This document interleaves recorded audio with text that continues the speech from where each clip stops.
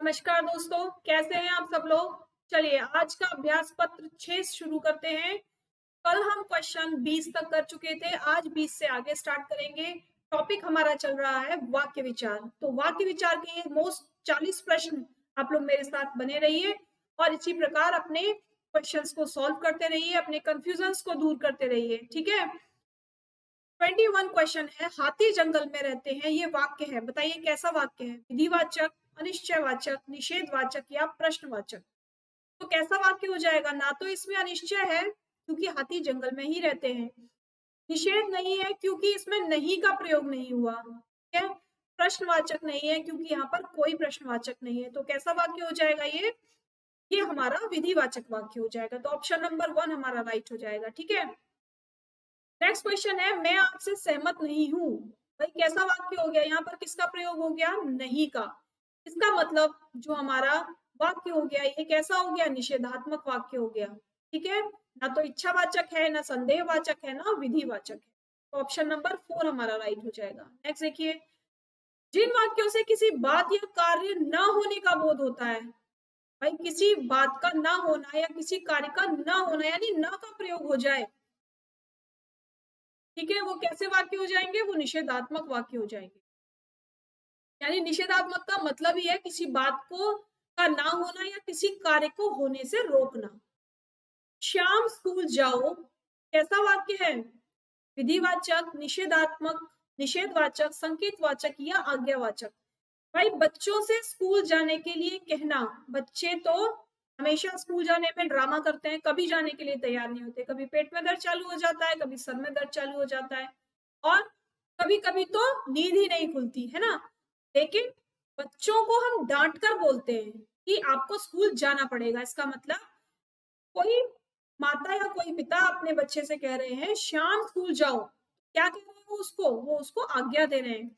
वो उसको ना तो विधिवाचक तरीके से कह रहे हैं कि सिंपल तुम्हें जाना पड़ेगा या जाओ, या ना तो निषेधात्मक वो मना नहीं कर रहे हैं, संकेत कोई वो दे नहीं रहे। तो कौन सा ऑप्शन राइट हो जाएगा, ऑप्शन नंबर 4 हमारा। ठीक है। नेक्स्ट देखिए, आज्ञावाचक वाक्य को चिन्हित कीजिए। आज्ञावाचक मतलब जहां पर कोई आज्ञा दी जा रही है। तो कौन से सेंटेंस में आज्ञा दी जा रही है, उसने दरवाजा खोला, उसके द्वारा दरवाजा खोला गया, जल्दी दरवाजा खोलो, या क्या वह दरवाजा खोल पाएगा। तो जो ऑप्शन नंबर 3 है हमारा, ये हमारा आज्ञावाचक शब्द हो, वाक्य होगा। ठीक है। नेक्स्ट देखिए, जिन वाक्य से आश्चर्य का बोध हो उसे क्या कहेंगे। भाई कब जब हम किसी चीज को देखकर आश्चर्य करते हैं ना, और आश्चर्य करते हैं तो हम कैसे बोलते हैं, या तो अच्छा, क्या, अरे, ऐसे शब्दों का प्रयोग करते हैं ना।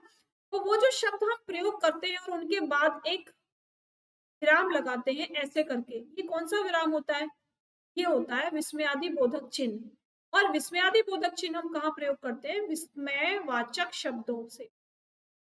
तो जब भी हमें आश्चर्य होता है, दुख में हो आश्चर्य या सुख में हो आश्चर्य, वो कौन से सेंटेंस हो जाते हैं, वो हो जाते हैं विस्मयवाचक या विस्मयादि बोधक शब्द। तो ऑप्शन नंबर हमारा 1 राइट हो जाएगा। ठीक है। नेक्स्ट देखिए, आहा कितना सुंदर दृश्य है। तो यहाँ क्या आहा क्या प्रकट कर रहा है, बताइए आहा से आपको क्या पता चल रहा है कि किसी दृश्य को देखकर हम बहुत खुश हुए, बहुत आश्चर्यचकित हुए। तो कौन सा हमारा वाक्य हो जाएगा, ये विस्मयवाचक है ना। ना तो निषेधात्मक है, ना इच्छावाचक है, ना आज्ञावाचक है। नेक्स्ट देखो, विस्मयवाचक वाक्य का चयन कीजिए। फिर से यहाँ पर विस्मयवाचक वाक्य का चयन करना है। मधुर भाषण वाणी का तप है, कटु वचन मन को आहत करता है, छी कितनी गंदी बात है, गंदगी सदैव हानिकारक है। तो ये देखिए, ये विस्मयादि बोधक चिन्ह है। सेंटेंस हमारा यही राइट हो जाएगा, बाकी तो हमें देखने की जरूरत ही नहीं। जब हमें विस्मयादि बोधक चिन्ह मिल गया तो वही ऑप्शन हमारा राइट होना है। तो यहाँ कौन सा ऑप्शन राइट हो जाएगा, ऑप्शन नंबर 3। नेक्स्ट देखिए, रमेश पढ़ा लिखा है या नहीं।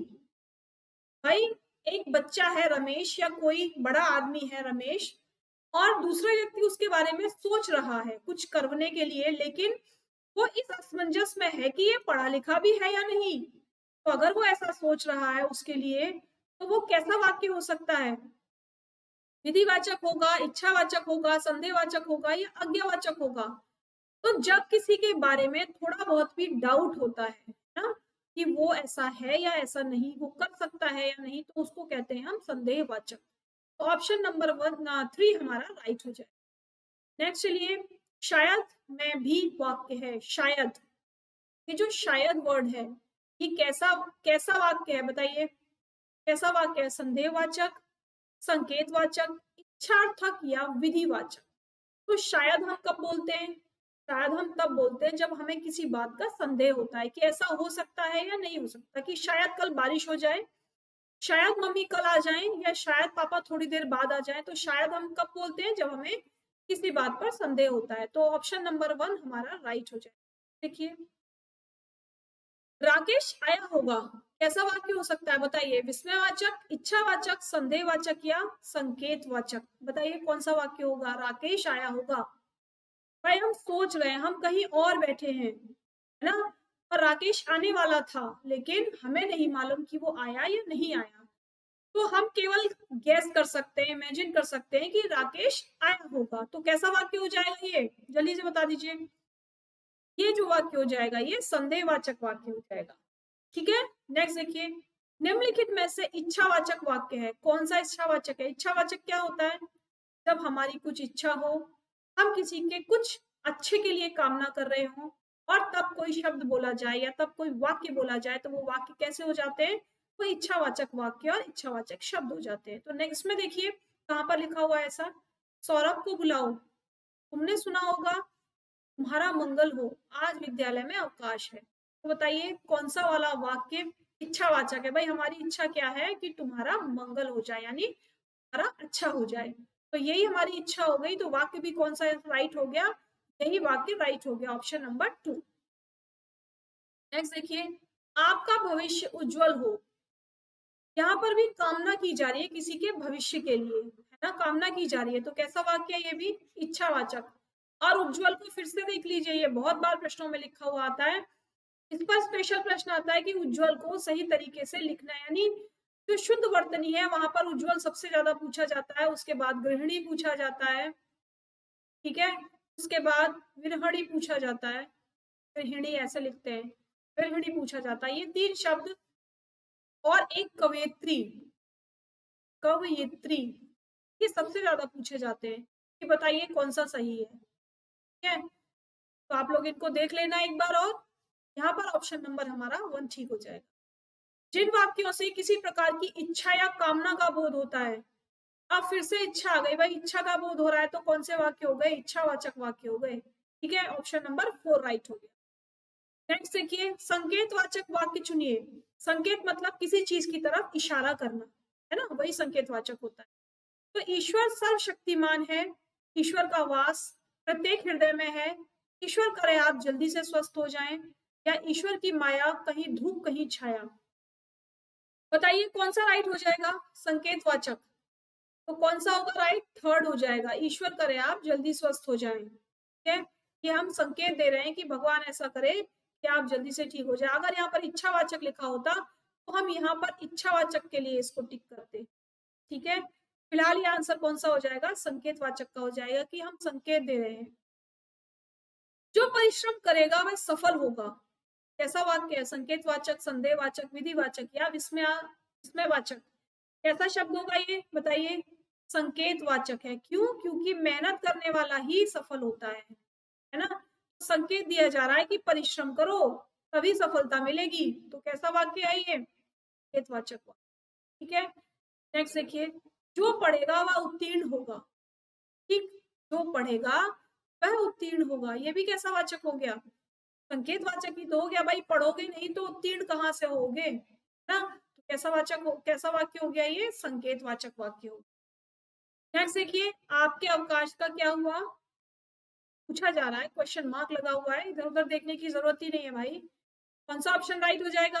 ऑप्शन नंबर 2 राइट हो जाएगा। क्यों? क्योंकि प्रश्न पूछा जा रहा है। तो कैसा वाक्य हो गया ये प्रश्नवाचक वाक्य हो। ठीक है, नेक्स्ट और लास्ट दोनों, जो कक्षा में प्रथम आया वह मेरा भाई है। जो कक्षा में प्रथम आया, भाई जो लिखा हुआ है ध्यान से देख लेना, क्या होना चाहिए? रेखांकित वाक्य है। कैसा वाक्य है ये? प्रधान उपवाक्य, आश्रित उपवाक्य, सरल वाक्य या संयुक्त वाक्य? तो बताइए, क्या यहाँ पर मिश्रित वाक्य कहीं लिखा हुआ है? नहीं लिखा हुआ। कौन सा वाक्य हो जाएगा ये? ये हमारा आश्रित उपवाक्य हो जाएगा। ठीक है, क्यों? अगर मिश्रित वाक्य लिखा होता, क्योंकि आश्रित उपवाक्य मिश्रित वाक्य के अंदर आता है। अब यहाँ पर मिश्रित वाक्य नहीं है, इसलिए हम यहाँ पर आश्रित उपवाक्य लगाएंगे। संयुक्त वाक्य नहीं है, क्योंकि जो संयुक्त वाक्य होते हैं उनमें क्या होना चाहिए? परंतु, लेकिन, जबकि, और, है ना, ये वाक्य प्रयोग होते हैं, यानी संयोजक वाक्य प्रयोग होते हैं जो दो सेंटेंसों को जोड़ते हैं। लेकिन यहाँ पर कॉमा से सेंटेंस जुड़ा हुआ है, स्टार्टिंग में जो लिखा हुआ है। ठीक है, तो सरल भी नहीं है, प्रधान उपवाक्य भी नहीं है। क्यों? जो कक्षा में प्रथम आया वह मेरा भाई है। तो जो प्रधान उपवाक्य हो गया वो ये हो गया, ये आश्रित उपवाक्य हो गया। इसके ऊपर डिपेंड है, ये इसके ऊपर डिपेंड है। ठीक है, ऑप्शन नंबर 2 हमारा राइट है। नेक्स्ट देखिए, मैंने सोचा कि वह जरूर आएगा। कौन सा वाक्य है? सर्वनाम उपवाक्य, विशेषण उपवाक्य, संज्ञा उपवाक्य या क्रिया विशेषण उपवाक्य? वह जरूर आएगा, बताइए कौन सा उपवाक्य हो जाएगा ये? मैंने सोचा कि वह जरूर आएगा, क्या सर्वनाम प्रयोग हो रहा है यहाँ पर? विशेषण उपवाक्य किसी की विशेषता बताई जा रही है? नहीं। क्रिया विशेषण, कोई क्रिया की विशेषता नहीं बताई जा रही। तो कैसा वाक्य है ये? ये हमारा संज्ञा उपवाक्य है। ठीक है, तो आज की ये सीरीज 40 प्रश्नों की सीरीज आज यही खत्म होती है। कल फिर मिलेंगे। अच्छा, अभी 3 क्वेश्चन भाई और बाकी हैं इसमें। हाँ जी, 3 क्वेश्चन और बाकी हैं, चलिए देख लेते हैं। निम्नलिखित में से क्रिया विशेषण उपवाक्य, बताइए क्रिया विशेषण उपवाक्य। क्रिया विशेषण मतलब क्रिया की विशेषता बताने वाले शब्द। ठीक है, मेरे पास एक गुड़िया है जो नाचती है। ठीक है, मेरी इच्छा है कि मैं उपन्यास लिखूं। जब बारिश हो रही थी तब मैं घर में था। या कविता ने कहा कि सुनीता ने शादी कर ली। बताइए इसमें कौन सा वाला शब्द क्रिया विशेषण है, यानी क्रिया की विशेषता बताई जा रही है। मेरे पास एक गुड़िया है जो नाचती है, तो ऑप्शन नंबर हमारा कौन सा राइट हो जाएगा? ऑप्शन नंबर हमारा 1 राइट हो जाएगा। ठीक है, नेक्स्ट देखिए, मैं वहीं जा रहा हूं जहां से तुम आए थे। जहां से तुम आए थे रेखांकित जो वाक्य है वो कैसा उपवाक्य है? बताइए, मैं वहीं जा रहा हूं जहां से तुम आए थे सर्वनाम उपवाक्य है, संज्ञा उपवाक्य है, सर्वप्रधान वाक्य है या क्रिया विशेषण उपवाक्य है? कैसा उपवाक्य हो जाएगा? जहां से तुम आए थे क्रिया है, मैं वहीं जा रहा हूं। ठीक है, तो कैसा उपवाक्य हो गया ये हमारा सर्वनाम उपवाक्य हो। ठीक है, नेक्स्ट देखिए, उसने स्वयं को बहुत बुद्धिमान कहा। प्रस्तुत वाक्य का निम्न वाक्य परिवर्तन होगा। उसने स्वयं को बुद्धिमान कहा, उसने कहा कि वह बुद्धिमान है, वह बहुत बुद्धिमान है, ऐसा उसने कहा, या उसने कहा क्या वह बुद्धिमान है? तो इसका जो सही रूपांतरण होगा, यानी वाक्य का जो निम्न वाक्य में परिवर्तन होगा ये होगा, उसने कहा कि वह बुद्धिमान, बहुत बुद्धिमान है। ऑप्शन नंबर हमारा 2 राइट हो जाएगा। ठीक है, चलिए आज की सीरीज पर यही विराम लगाते हैं, अगली सीरीज में फिर मिलेंगे। कल फिर आपके साथ आगे के प्रश्नों के साथ मिलेंगे। तब तक के लिए हमारे साथ यूं ही बने रहिए, कमेंट बॉक्स में कमेंट करते रहिए और सेशन अगर पसंद आ रहे हैं तो लाइक शेयर सब्सक्राइब करना बिल्कुल मत भूलिए। ठीक है, चलिए बाय बाय।